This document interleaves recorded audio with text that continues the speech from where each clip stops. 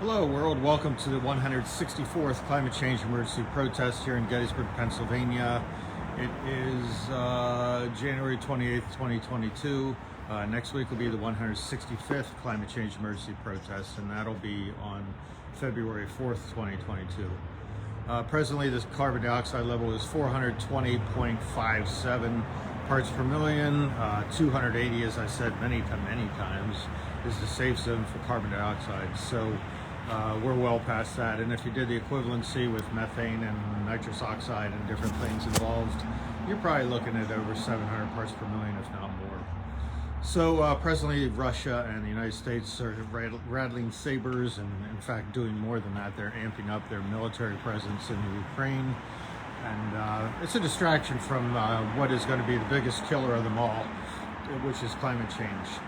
8 billion people are at risk. That's everyone on the planet, every piece of life on the planet, anything living on the planet is at risk with climate change. So here's the easy solve for the Ukraine.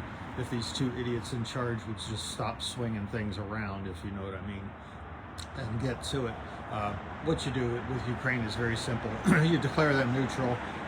They can become a European member in trade only. No NATO presence, military presence, because it's right on the Russian border. And it's understandable that the Russians are upset that they might join NATO. It's a paranoia thing, but it's justified. They have the right of self-defense. Ukraine has the right of self-defense. And then Russia and the United States need to stand down and quit this BS stuff that they're doing, because they're really at risk of nuclear war. And if they want to have at it, just do it already. Just pull the trigger or whatever, and just start whipping nuclear missiles around, because that's where it's going to end up the way we're going.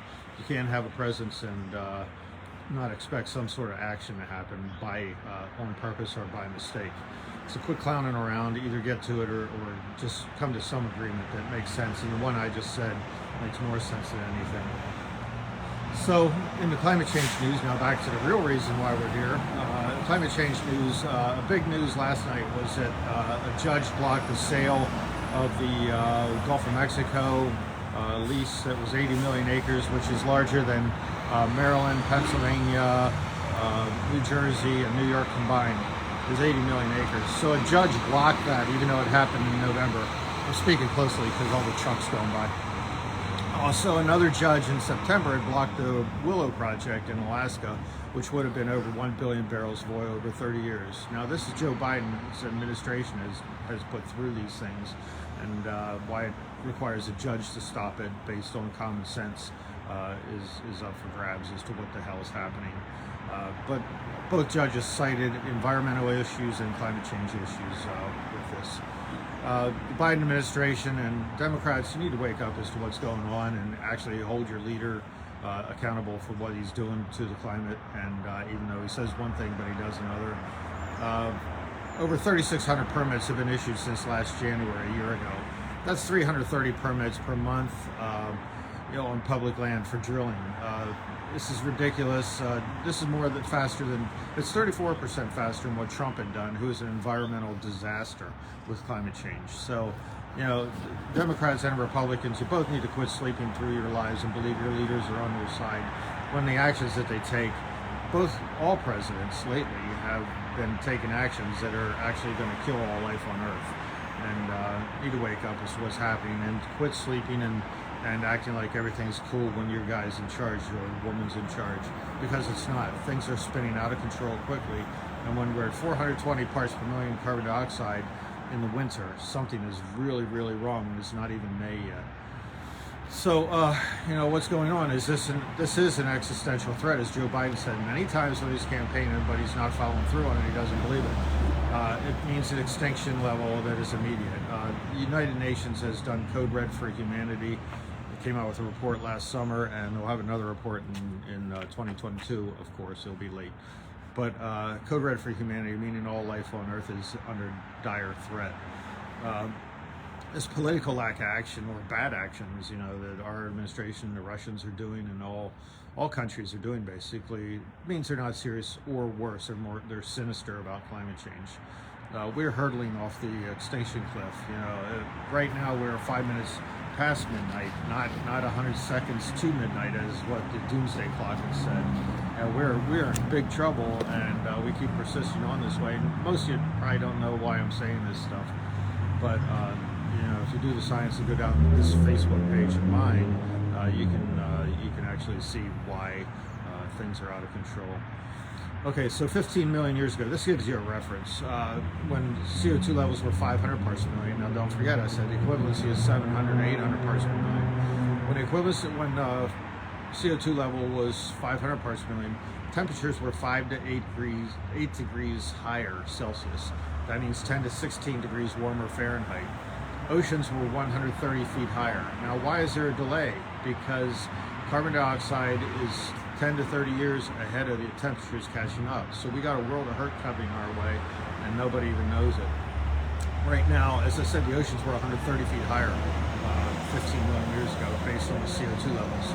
So the Thwaites Glacier right now has been given 1 to 3 years till it totally collapses, and we have a potential sea level rise of 1 to 2 feet, which will lead to other glaciers collapsing as well, and massive effects around the whole globe. If we go with this thing about 15 million years ago, inland temperatures tend to be twice the amount of the overall global average when you say such things. So, if it's 2 times higher, then you're looking at 20 to 32 degrees Fahrenheit warmer inland than what it is on the ocean or the average around the whole planet. So, for example, a 90-degree day would be 110 degrees to 122 degrees warmer than what a 90-degree would be on a normal time. So 90 degrees is not out of the question. So you're looking at 110, 120 degrees is not out of the question either. So it's a horrendous situation, and what happens at that temperature is that you end up with food insecurity, habitat loss, droughts, fires. People actually die outside because there's a thing called the wet bulb temperature, where human beings cannot cool down at a certain temperature. And this is the risk we're running doing this situation we're doing. So it's a moral issue, whether for all fellow human beings, all animals on the planet, all plants on the planet, ancient trees, all sea life. The last extinction, the Permian mass extinction, 95% of all marine life died, as well as 70% of all land life. So usually the top animals die first, and that'll be human beings if we keep climbing around like this, and we are messing around like this. We're in big trouble.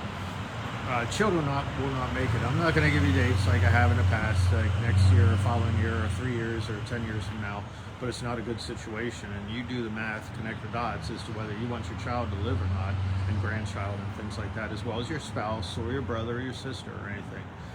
So it truly is a moral issue, whether it's a test of humanity, and whether being humans and having a human experience is really a real thing, or are we just some sort of self-important animals that deserve to pass on and be extincted.